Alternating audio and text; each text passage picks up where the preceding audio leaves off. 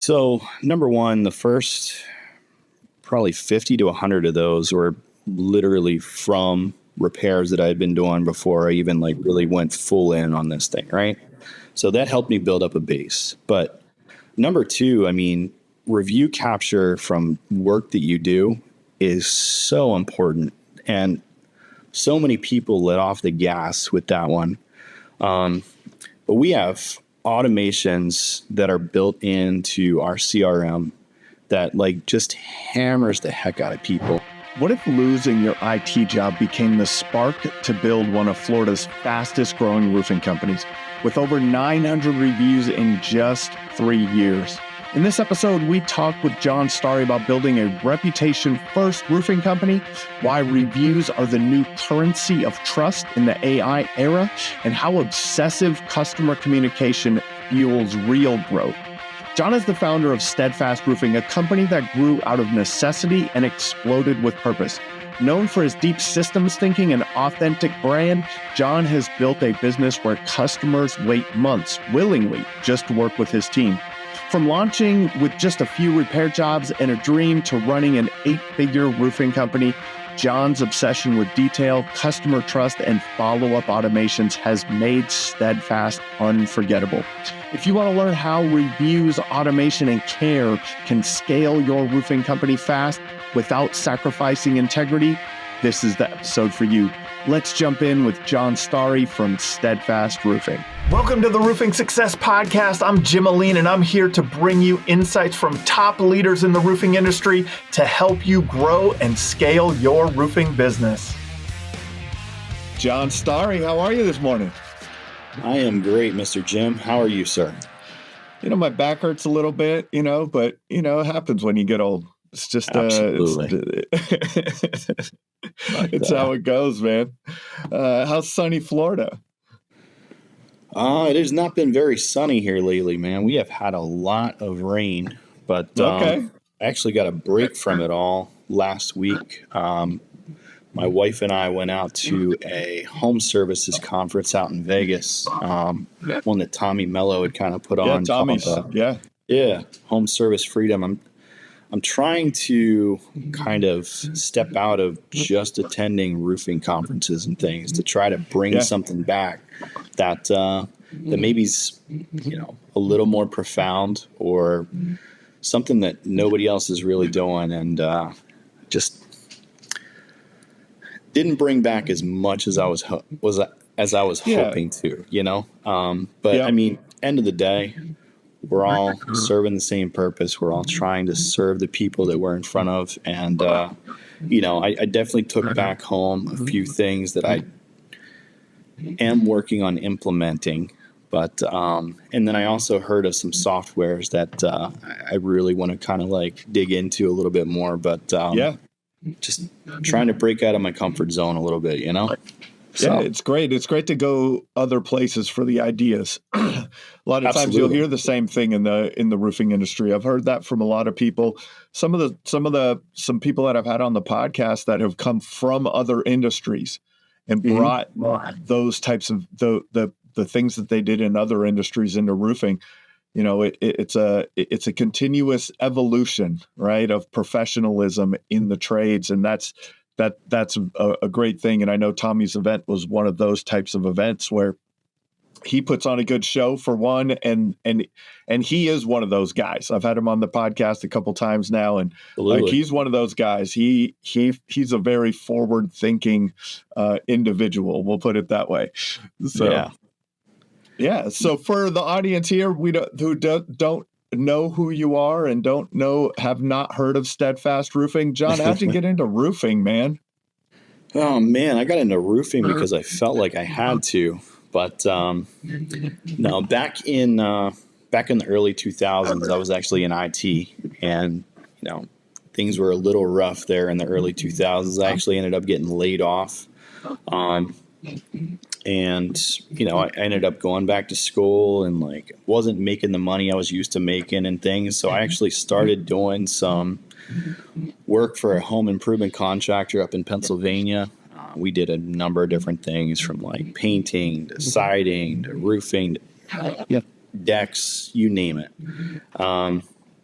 And I was doing that any chance that I got, and I actually started to fall in love with it a little bit. And then as I moved down here to Florida, I kind of made it my full-time role, but not on the hard side of things. Like I'm not the best at the labor side of things, man. Like I like to joke with people and tell them I'm a little bit too pretty for all that, but you know I'm not. But regardless, that is the side of things that I actually enjoy. I enjoy getting to get in front of people, and I really just, tried to hone my craft a bit to try to make us different from everybody else that people are meeting up with and things, And with that, I mean, I think we've created a pretty darn unique organization over here that, people really truly feel like we give a damn, and they're not just a number with us,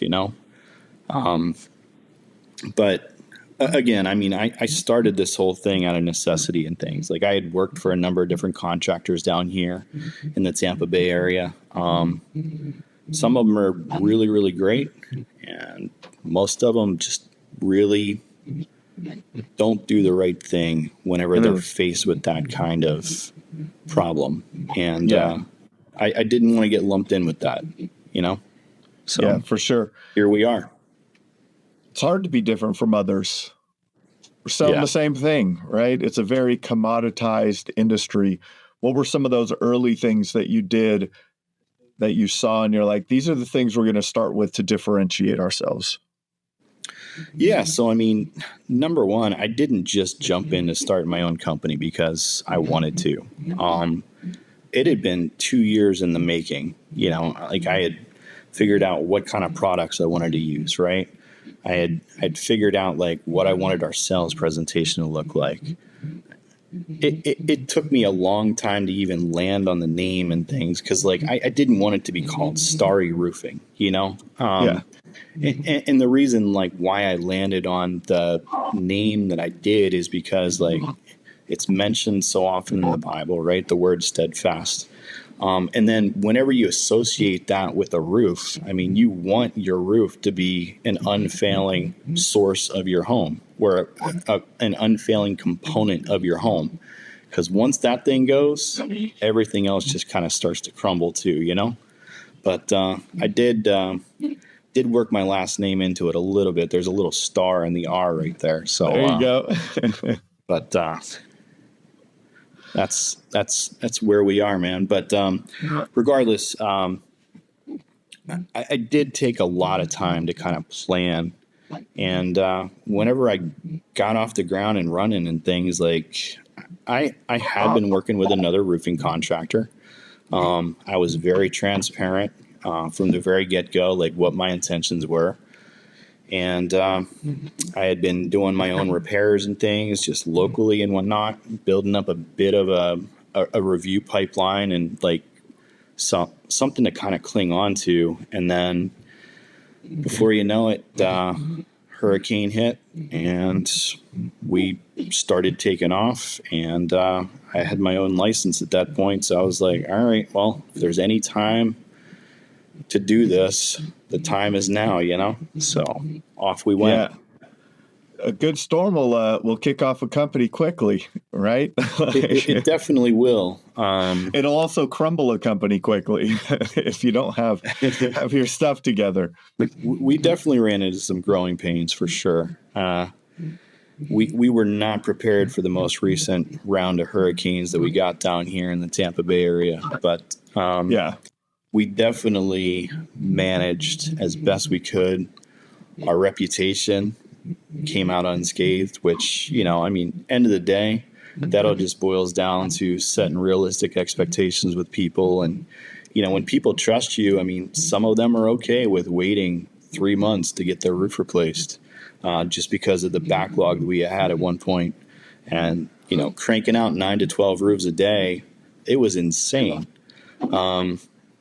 And I'm glad that the industry as a whole has kind of slowed down because it's gotten to a point for us now where things are a lot more manageable than having to deal with 9 to 12 roof replacements a day. there's a lot to kind of keep track of, and a lot of running to do, especially if it's all spread out, you know? Yeah, for sure. It gets crazy. What, so why Tampa? Were you had moved there already? Because you started off in Pennsylvania. Why Tampa? Yeah. So the funny thing about Tampa, I had never been here before I decided to move here. But ultimately, I knew that I wanted to end up somewhere that I wasn't dealing with the gray skies that I was dealing with in Pennsylvania, right? And I mean, not to get like all weird about anything, but you know, seasonal depression like hits a lot of people, and it had impacted me for a bit too. And I wanted to get away from that stuff, man. Like I like being outdoors, and whenever the weather outside doesn't allow that to happen, it kind of takes the wind out of my sails a bit. So I knew that I wanted to be somewhere where the weather was good. You know, I love going outside and seeing palm trees. Like for whatever reason, I just had this huge attraction to palm trees and stuff. And I knew that I wanted to like be out this way. So just took a chance, landed a job with a managed print service company to get me down here. And the owner of that company and I just, we kind of had different visions and whatnot. And I knew that wasn't really the role so again, got right back into roofing and, just kept running with it from there. But, no real plan or any kind of indicator like why I wanted to move to the Tampa area. Football team's pretty awesome though, but I'm still an Eagles guy. Did they? Wait, we just passed week 1. Did they pull that one off? They pulled off that Baltimore win, didn't they? Was it Baltimore? Who'd they pull off? They didn't play Baltimore, but they did pull off a win. But, that was the Bills in Baltimore. That was the Bills in Baltimore that got exciting at the end. Yeah, sure. 1 point game at the end. That's right. My Vikings got a win in week 1 here, so that was exciting. Even if it was against the Bears, it was a good indication of getting our hopes up for the year and then letting us down later, which is usually what they do. So. Unless they play the Eagles and, toss a nice one into the end zone and ruin your season. We have a fun little culture here. Before we carry on with the episode, let's give a shout out to one of our sponsors. Roofers, let's get real. You're great at building roofs, but are you great at building a steady stream of leads? That's where Job Nimbus Marketing comes in. They know the roofing industry inside and out, and they'll help you dominate Google, Facebook, reputation management, and everything in between. If you want more quality leads, more booked jobs, and more growth, visit the link in the description or the sponsors page on the Roofing Success Podcast website. Unless they play the Eagles and, toss a nice one into the end zone and ruin your season. We have a fun little culture here. With the sales team and things. We have a fantasy football draft going on and things, and like we are talking so much smack with one another, and like for some reason there's 2 people on my fantasy team that are Cowboys fans, and it's just like, man, what is wrong with you guys? I'm probably losing half your audience right now. But that's all right. Well, so got down to Tampa, got into the roofing industry, had home services before, worked in the roofing industry in Tampa. Mm-hmm. Wanted to be different from others. One of the things that you've differentiated yourself with are reviews. Mm-hmm. 3 years, 900 reviews. I mean, if your competitors look at that, they'll probably think you're buying reviews. How do you, you know what I mean? Like, how do you get 900 reviews in 3 years? You know what I mean? Like, that's a huge jump, man. So number one, the first probably 50 to 100 of those were literally from repairs that I had been doing before I even nice. like really went full in on this thing, Yep. right? So that helped me build up a base. But Yeah. number two, I mean, review capture from work that you do is so important. And so many people let off the gas with that one. But we have automations that are built into our CRM that like just hammers the heck out of people. And I'm going to give a little shout out to my boys over at Proline because, I've been with them for several years now. They truly take the feedback that I provide, processes have changed and things, and they have gotten a lot bigger than what they were whenever I had first started with them, right? Yeah. So the way to suggest implementations and ideas and things has changed a bit over the years, but they have really taken something to the next level from anything else that I had used previously. And I had been with a number of different CRMs. I'm not going to bash any of them because end of the day, as the old saying is, the CRM that you should use is the one that works for you. Right. That's right. But Proline has just been fantastic. I can customize like all the messaging that goes out. And like one of the takeaways that I took from like the Tommy Mello conference that I just attended and things was like, I got a reminder from another automation company by the name of Chirp that it was something that I had written down on my to-do that I just hadn't gotten around to yet, but it had to do with an owner reach out. So a few days after the actual appointment with the original estimator, getting a message to go out from me as the owner directly to that customer and things, right?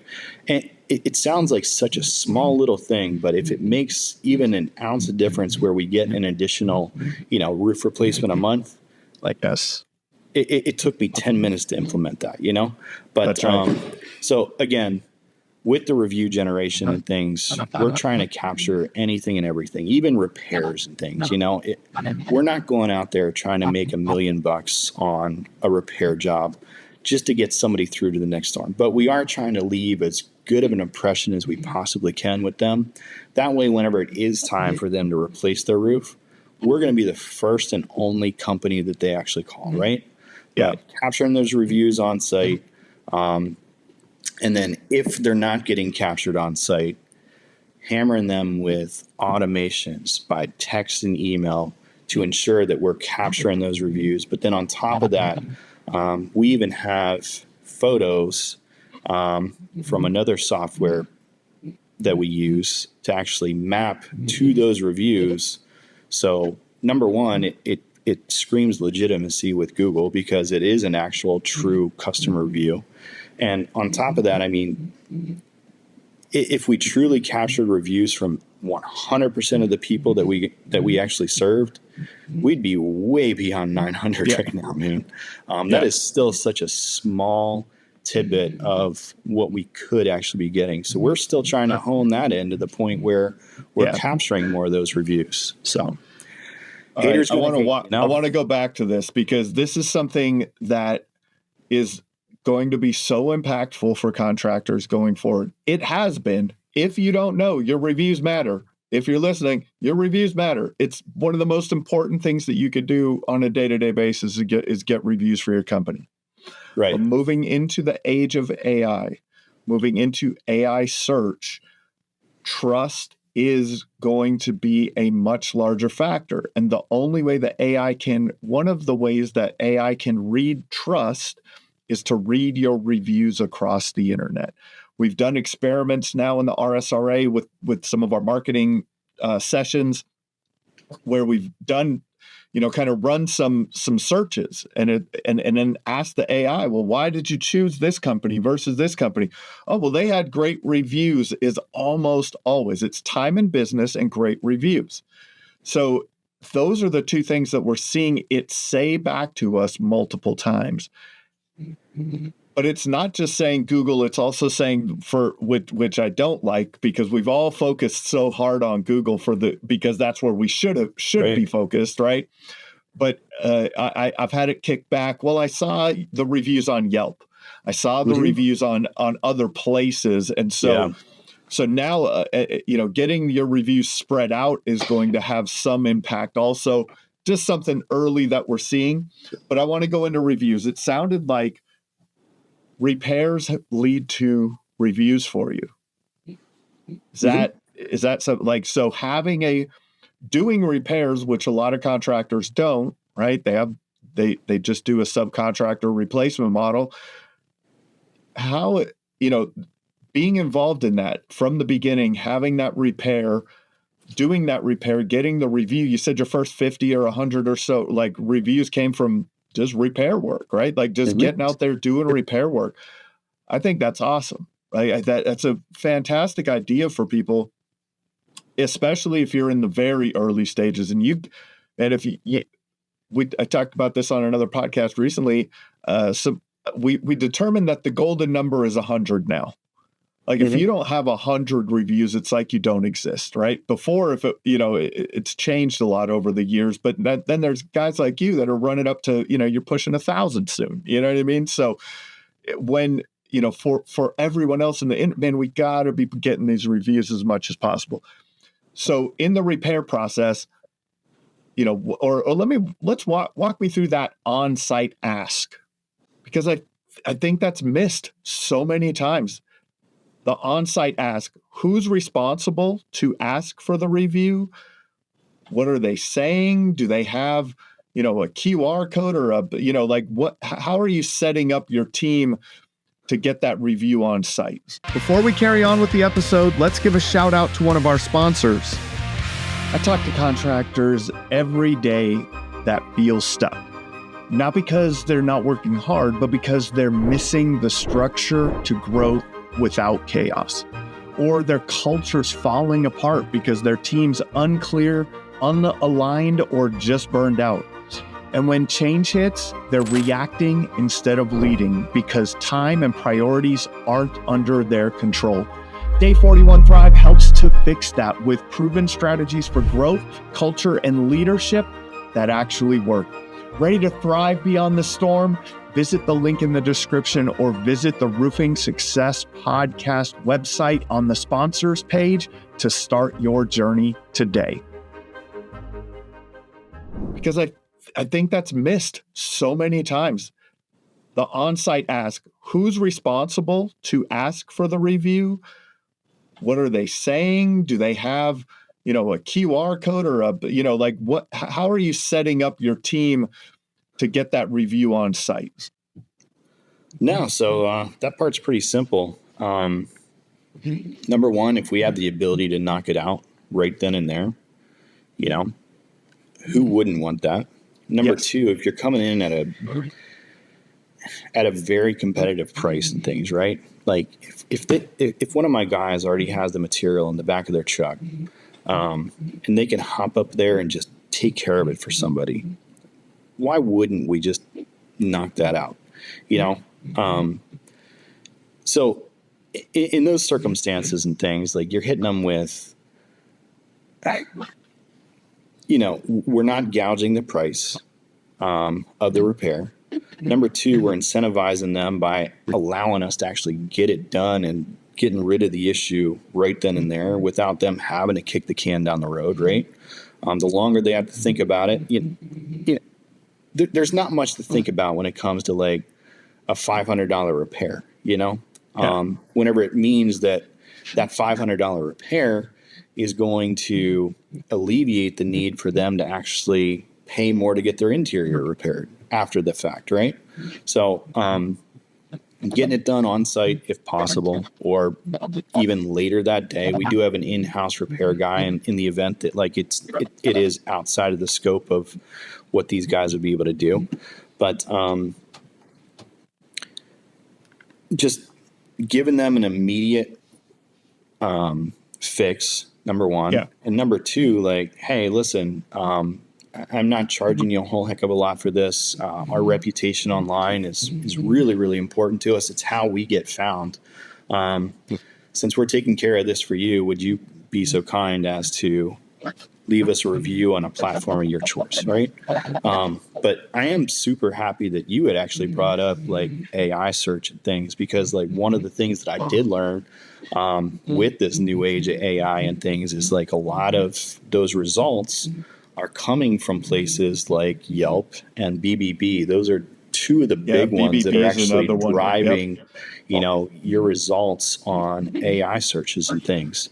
I did learn about another one that I'm going to kind of keep to myself until I get to test it out, but don't want to give out too much of the secret sauce. But regardless,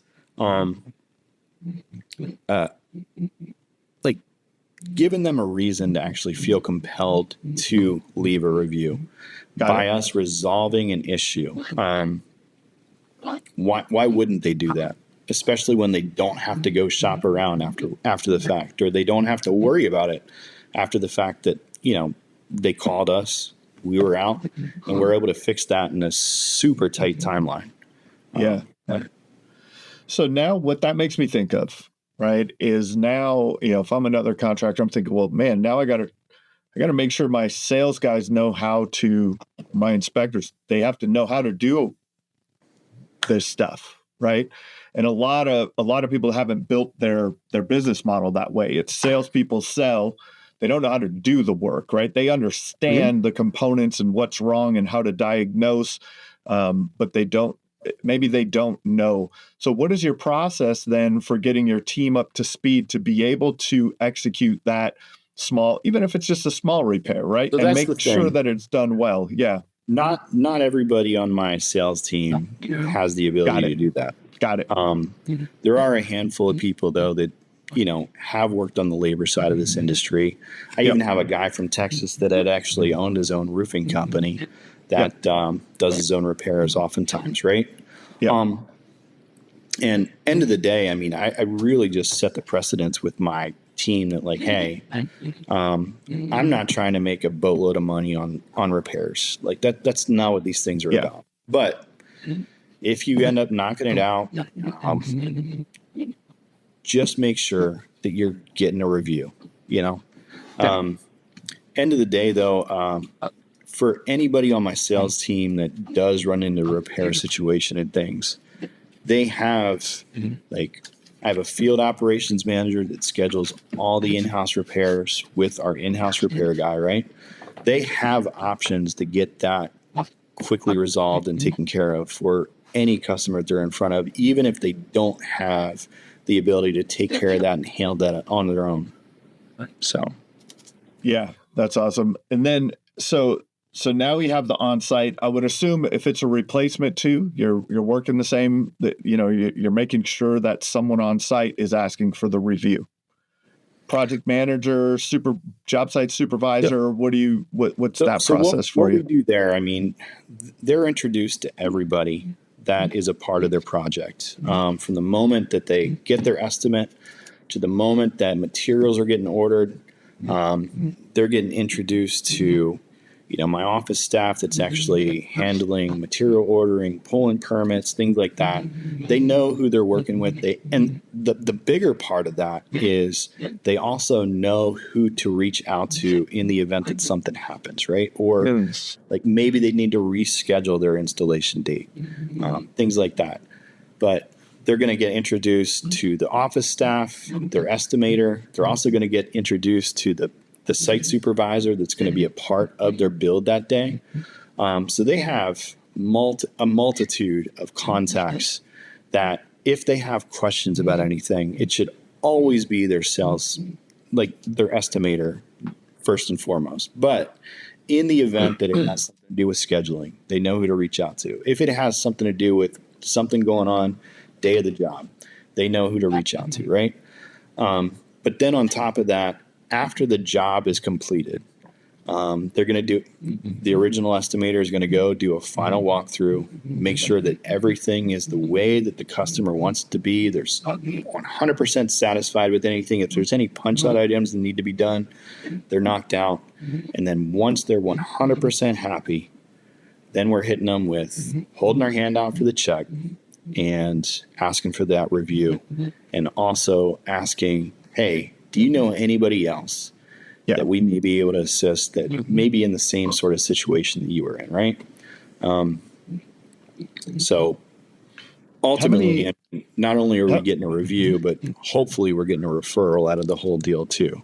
Yeah, for sure. So you refer your sales reps are inspectors in your, like, is that how you refer to them? Or I guess in your, or I refer to them as project specialists. Project specialists. Okay. I try to keep the word sales out. Yeah. So your project specialists, they're managing that communication with the customer.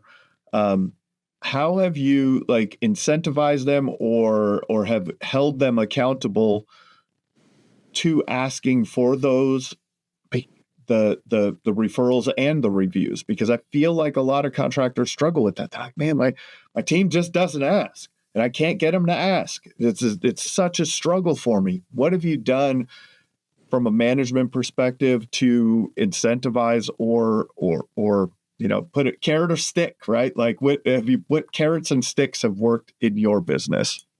So, all right. Number one, when the job is going on, right? We schedule them to actually be present at their build for at least an hour to, get some additional face time with the homeowner. Hopefully they're actually there during the build and they snap a selfie with that homeowner as well. We use that for our social platforms. And then after we get that review, guess what? We can blast that out to all those different channels and things, right? If they're actually out there and following the process, the reviews just come. It's kind of built into their DNA at this point, So setting that proper expectation and letting them know, hey, this is what I want to see happen when this is going on. They do it enough times, it becomes a habit, So yeah, nice. How do you ensure the customer experience stays consistent as you scaled, right? Especially when you have a big storm come through and everything, you're, oh man, you know what I mean? Like what things have worked and what things, what lessons did you learn, right? Yes. Before we carry on with the episode, let's give a shout out to one of our sponsors. If you and your team aren't trained on AI yet, you're already falling behind. Competitors using AI are generating more leads, closing jobs faster, and running leaner. The AI roofing revolution gives your team the training to implement AI so you stay ahead, not scramble to catch up. Don't wait until you're losing. Get trained now at the link in the description or the sponsors page of the Roofing Success Podcast website. What things have worked and what things, what lessons did you learn, right? Yeah. So we really leave it up to our crews, and as we encounter issues and things, our crews know who to reach out to and things, right? So as far as quality of the installs and things like that go, that was never really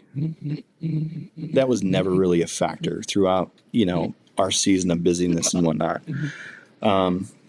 But as we did get busier and more and more things kind of started falling into place. And I think one of the biggest reasons why we found success whenever it was so busy is because we weren't coming off as that pushy contractor that was like asking, like forcing them to sign then and there. And I think a lot of people appreciated that about us. And I'm not saying that there's things that we couldn't have improved during that time, but I'd much rather have somebody work with us because they choose to versus feeling like they were forced to, right? But we were completely understaffed at the beginning of this whole thing. We didn't have enough people available to take calls. We were at our peak, we were getting 400 calls in a day. And a lot of those were repair issues, and a lot of those. So, I mean, literally, we dedicated full days just knocking out our multitude of repairs and things from people that got impacted from the hurricane and whatnot. But in regard to replacements and whatnot, as I said, at our peak, I mean, we were doing 9 to 12 roofs a day, every day, Monday through Friday, and wrapping up any kind of loose ends that we didn't finish up on Saturdays and Sundays and things. So, I mean, it was crazy. But one of the biggest gaps that I had discovered throughout all that is, when people were waiting an extended period of like I try to keep our production calendar within like a month. I want people getting their roofs replaced within a month of signing. But during that time, we had such a multitude and a backlog of work in our pipeline that there were people waiting for 3 months until they got their roof replaced. And the biggest gap that I had noticed is like, hey, they're not really being communicated with a whole heck of a lot. So again, throwing it back to Proline, I had built some automations and things to keep them informed every week of the status of their project. And it might not have been anything profound or anything like crazy to update them on, but just having that touch point and letting them know that, hey, here's where you're at. We have pulled your permit so far. We have your materials reserved, or whatever we need to say, right? Just having that touch point every week just lets them know they're like, hey, you're on our radar. We're going to knock this thing out and it's going to be amazing. But we didn't have that initially. And I wanted to avoid as much fallout from all this as I could. Like, I don't want to lose customers that we've already won. And we actually came out of that, I think, end of the day, we only ended up losing about 3 jobs out of the whole deal. And, I mean, I will take that over, what it could have otherwise been had we not had those communications going out and keeping people informed and things. So, big thing, like I would just say in regard to that, my biggest learning lesson is just keep in contact with people always, regularly and often. And automated messages work also. Yeah. Now, the automated message could be just an automated message that is very candid, standard, maybe personalized to that person with a few different, variables or something. But it also could be a task to your team to make a phone call. It could be, a text message going out, whatever it is. I always say, John, I don't know if you've heard this from me, but if your customers are wondering, you're losing. Absolutely. Like the second that they're wondering, man, like the second that they are wondering, anytime that you can take that. So from a customer's perspective, you could go through that, while you were sitting there, you were doing this, kind of without probably the specific intention. Your intention was to communicate with customers, but as you went along, when you created that message that went out saying this is what's happening, like that's what you were doing, is you're relieving them of wonder, and if you can do that and do that through automation, it's outrageously impactful, 100%. It's crazy, man. And so many don't do it. The tools are out there, right? The tools are out there. There's plenty of automated tools out there that can help you with this. Take some time to build it. Yeah. Right? Like it takes some time and some thought to build it. But once you get it structured and built out the way you want, how often are you reviewing your customer journey, the automations in your customer journey? Are you reviewing that on a weekly basis, on a quarterly basis, on a yearly basis? I know you're enjoying the episode, but let's give a shout out to another one of our sponsors. As a roofing marketing agency owner and coach, I've seen it all. Great marketing wasted because no one follows up fast enough. That's why I built Power Up Agents, not just a receptionist. Our AI handles the entire customer journey, from answering the first call to booking the job to post-job surveys and reviews. 24/7, inbound, outbound, even multilingual. If you want leads followed up instantly and customers nurtured automatically, visit the link in the description or visit the sponsors page on the Roofing Success Podcast website. Your full AI team is ready. Are you reviewing that on a weekly basis, on a quarterly basis, on a yearly basis? Dude, I'm probably looking at that way more than I should. If somebody looked in from the outside of this whole thing, they'd probably think I was nuts. But I literally just added some additional automation steps just yesterday, and I just tweaked them again this morning. So I'm constantly looking at ways that we can improve that and things. But again, I mean, the tools that you have to use it, they need to be easy to use, right? Yes. But I started using to-do lists and things on my phone because sometimes I'm like out driving and like I think of something and like if I don't take action on that immediately, like it goes straight out that window and I will never remember it again until like months and months down the road. And I'm like, damn. So I started using to-do lists and things, and like it started to get pretty long and things, but I started moving them towards a priority list and things, right? Like, all right, this is going to make a really, really big impact. I want to do this. I want to knock this out. This one can kind of like go on the back burner for a little bit, but and then there's some that after I get back to it and I think about it again, I'm like, I don't really think that's going to be a great idea. Maybe I should just shelf that one for a little bit, Yeah. But it's great. To-do list, voice notes, like anything that to get those ideas out of your head and in a place where you can maybe review them later because they will get lost for sure. Things get like traditionally they get a little bit slow down here in Florida after school lets out. And then after school goes back in, you'll typically start to see an uptick in business and things, right? So our slow season this year, like I completely revamped our sales proposals. I gave everything a uniform look. And really, I mean, I'm looking at what they were and what they are now. And I'm just like, wow, I cannot believe that I made that. And like, I don't pay anybody to do that stuff either. Like we have so many tools at our disposal now as any industry is like any entrepreneur has the ability to kind of access the same tools that I have access to. Right. Yep. And like I've designed everything in Canva. Like I'm not a graphic design artist or anything like that, but my gosh, man, you look at like what I put together and it is just like, holy cow, how did I do that?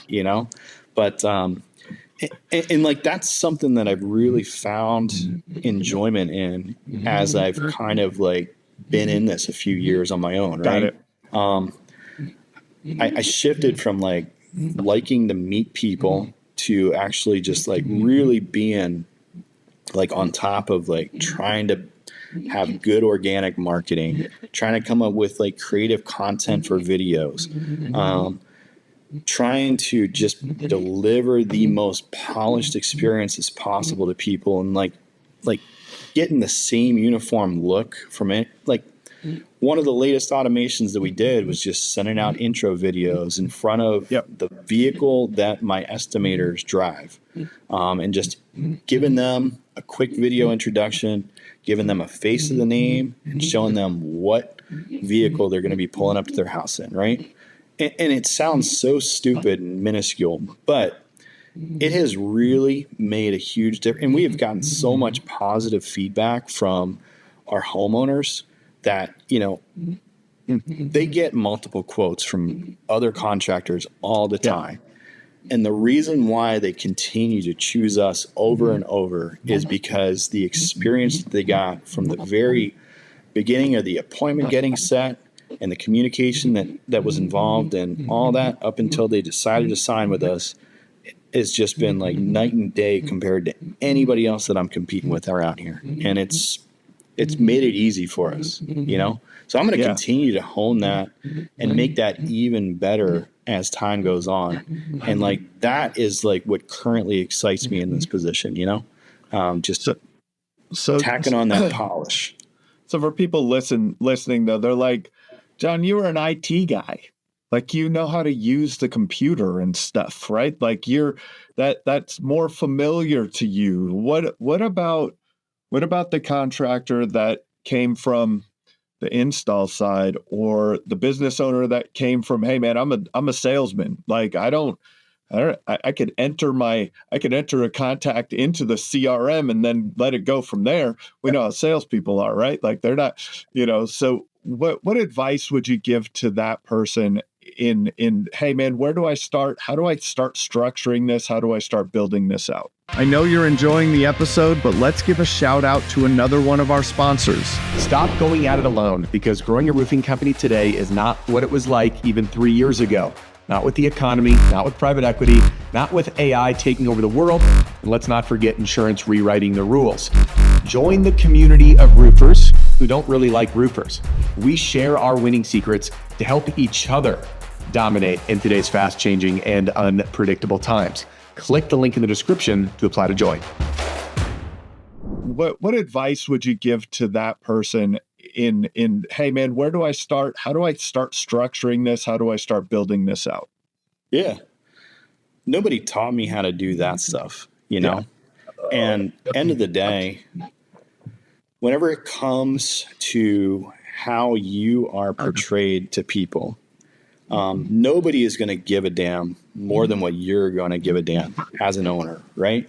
So the level of detail that you would put into that versus paying somebody to design something like that for you that doesn't really have any true insights into your company, they are not going to be able to do it to the level that you would be able to do it. If you just invest the time to actually put into really creating the experience that you want to create, you can do anything. I mean, the fact that these guys have started their own companies and things, and like, they're building a business and things like that is way harder than anything that I could ever do online or in Canva or any of that stuff. And I don't know everything. I'm a pretty dumb dude, you know, but I'm just structured and driven to the point that like I want to do better than others, and I'm going to keep doing better, and I'm going to keep making things better, and I'm not going to give up that relentless pursuit of that until like I decide that I've had enough of all this, you know? Yeah. And that's the reality of it.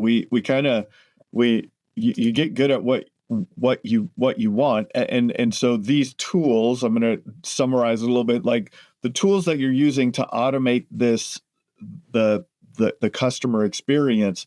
Your goal is to have an exceptional customer experience, and the fulfillment in having a great customer experience is what drives you to learn the tools, right? Like, I'll learn the tool I'm going to take care of this customer. Like, I want to take care of my customers, right? And if from an owner's perspective, if you have that drive and that like that's your goal, is to take care of the customers, either you're going to learn it or someone on your team's going to learn it, right? Like, let's go. But don't not do it. It's crazy not to do it. So, how's the adding of video to the sales process been for you guys? You know, I know a lot of contractors struggle with that. We don't want to be on, the owner doesn't want to be on video. The sales reps don't want to be on video. No one wants to be on video. How is adding video to your customer experience, what has the impact of that been, and how have you got engagement from your team around that? My team hates it. I hate it too. But at the end of the day, like, it is one of those necessary evils that, you know, it needs to happen. And I have really kind of driven my team to make their own organic content and things, you know, just getting a testimonial video with a homeowner. Like, that is so impactful. Especially whenever like somebody's watching that video and they actually know who that person is, right? But as of right now, like I'm shifting our strategy a little bit with video content to actually focus on city pages. I'm actually I'm working with Dima over at Roofing SEO School to kind of produce some city specific content that should drive some traffic to our direct city pages that impact that, right? And the whole thought process behind that is that, Google is the number one most used search tool in the world, right? But YouTube is the second most. And if you can tie Google and YouTube, I mean, they're all under the same parent company regardless, but it just makes sense that they kind of feed into each other, right? So we have not launched our city page content yet. It's still in development, but I can't really answer a whole lot on that one. But we do have, a number of views on some of the impactful stuff that we've done is just like the local stuff. So I made a video in regard to like the area that I live in here in the South Shore area of the Tampa Bay, right? And so that basically includes like Ruskin, Apollo Beach, Riverview, things like that. And we had fun with it, man. Like we brought a friend of mine's kid in. He was driving me around in a golf cart. He ran me over with the golf cart. It was fun. And people laugh. And if you're not doing educational content or you're not doing content that people search for, if you can make them laugh, it does make them like you. And like that kind of content is so impactful locally in the fact that, if people are posting that video in like neighborhood groups and things like that, right? You'd be like, oh my gosh, this guy lives right here. Why would I not call him, right? So it takes a little while to kind of gain some traction with it, but you continue to do it. It does definitely make a difference. And I think now that we're actually creating some content that actually has like keywords that people are going to search for, and actually tying video content directly to those search terms, I think things are really going to take off. So, yeah, there's a strategy there for sure. What is, when we talked before, you talked about creating a family atmosphere at work. How do you do that in practice? So this is probably a little out of the norm, I guess. But like we all have fun with one another. I mean, we hang out with one another. Like I invest in them. Like I try to invite them to events and things like that. Like just last month in August, I took 5 of my sales guys 4 of my sales guys and one of my site supervisors up to Atlanta, Georgia for Top Rep event with Chuck Toki. Nice. And end of the day, like we all learned something new, right? But then on top of that, like the time that we all got to spend together, like after the training event, like it just brought us all closer together. Like we talk crap to each other, especially in our fantasy football league. But I mean, we pick on each other like we're family, Yeah. And it's fun and truly like I can take the hits just as easily as I can give them out, right? And that's one thing that I think really makes our culture unique. In that we all, end of the day, like we all love each other, we all work with one another, like we have to deal with one another, and like end of the day, like we're all in each other's corner, and we all know that, and that's what really kind of sets us apart, like internally as well as out in front of people. How do you keep growing that culture as you're adding team members? So I've been pretty fortunate as far as like adding team members, because it seems like they just kind of land on my lap the moment I actually need somebody. So as these opportunities kind of pop up and things, like as long as they're a good fit for our team, our culture, and like they don't come in here with like these predetermined like sort of ideas about like how things should be done. End of the day, if they're coachable, we can work with them. And we have a lot of really, really good people. Not everybody takes everything, like not everybody picks things up right away, right? But you don't give up on that person unless they end up being like a completely like wrong fit for people. Unfortunately, I haven't had that situation come up too often. I have had a few people that haven't really fit, what we're looking for here. But I've not had to let go of anybody due to them being in the wrong. I never brought somebody in that was put in the wrong seat. I've brought people in that maybe were just opposed to kind of doing things the way that we're supposed to do things here. Okay. It's hard, especially when you're growing. So you've had maybe you've had some, do you recruit externally? Is the team recruiting in like kind of their friends and family? Is it like, how is that? Yeah. So, honestly, I mean, one of the biggest proponents of like how we bring people in to fill certain roles is, a lot of the people that work with me have been in the industry for a length of time, and they may potentially know somebody that may be looking for another opportunity. I mean, two of the people that I have working for me as project specialists or estimators, they came from another roofing company. My site operations manager, he came from another roofing company and things. He knew a handful of people that we have brought in, and sticking with people.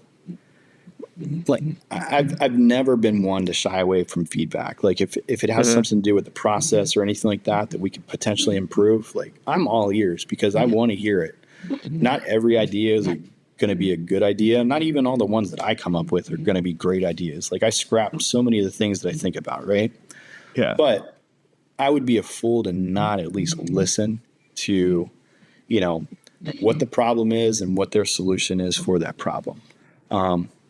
And then same goes with hiring people, to bring in, right?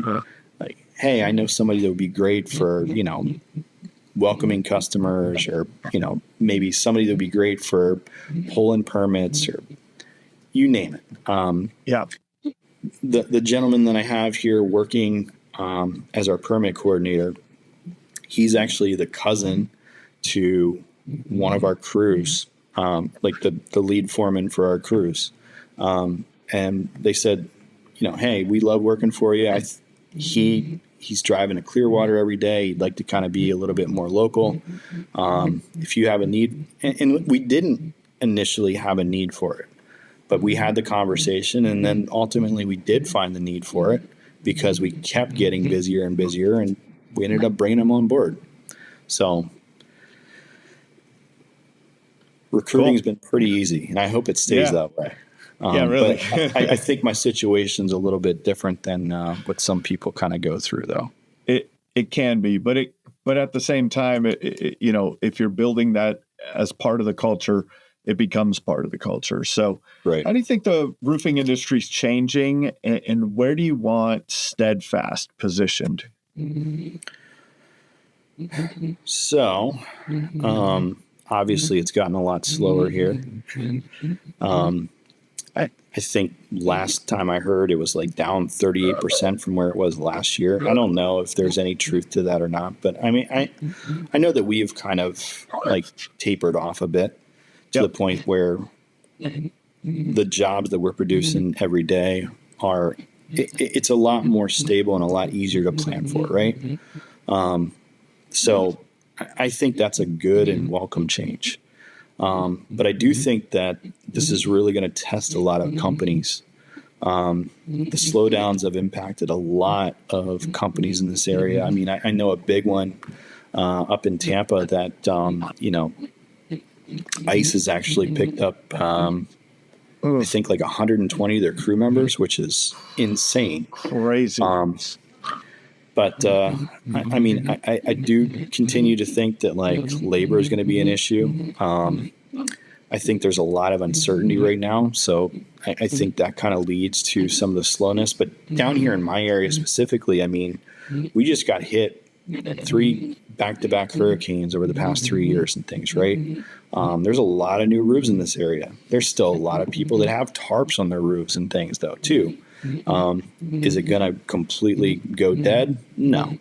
But the people that pay cash and things, like I think it's going to be harder for them to kind of just jump to a decision. So like we're kind of shifting our strategy a bit to kind of like, push them to not have to kind of wait for additional estimates and things, like trying to figure out, like, get to the real objection. And that's Chuck Toki. You went to Top Rep. 100%, man. Like that guy is the GOAT. Like him and Rodney Webb are like the two guys that people should 100% listen to here in our industry. I love Chuck. Chuck's the man. But yeah, you were speaking Chuck's love language there. Get rid of it. I think, but I mean, another thing though too, like, I mean, we made a change where like, we're not walking out of that appointment without having a follow-up set with them. Right. And that sounds something so simple, but it's also so effective. Right. But I think things are going to kind of like continue to kind of stay where they're at. They're going to stay pretty flat here, unless some sort of significant storm event comes. And like, I don't think we're going to see one of those this year, though. But it's really going to be a test to a lot of companies that do rely on storms and things, and they're really going to either need to shift to more of a retail model, or at least a hybrid retail model, and insurance is getting harder and harder. Like whenever I first got into roofing down here in Florida, I mean, that was the way to go. Like everybody wanted to get the roof replaced through insurance. I have come to actually hate the insurance side of the industry. And like, I try to be nearly 100% retail. Now, yeah, we still run into customers that, have filed claims on their own and things, but I personally don't want to have any part of that stuff,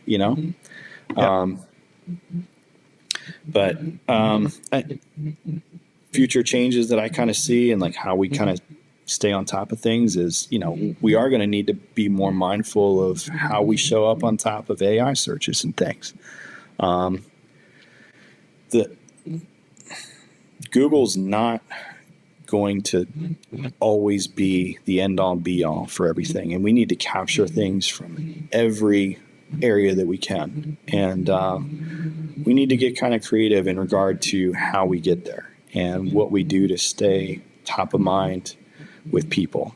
And I'm still trying to figure that one out, but I'm doing some things right now to help us with, video search results and things. I'm doing things right now to help us show up in retirement communities. I'm doing some things right now to help us show up on AI searches and things. I have a team of VAs that helps me with, all the toilet content, like Facebook and things like that. So, regardless, I just want to be out and present in front of as many people as I can. That way they know, that we're out there, and hopefully, they've seen us enough that we're their first call that they miss.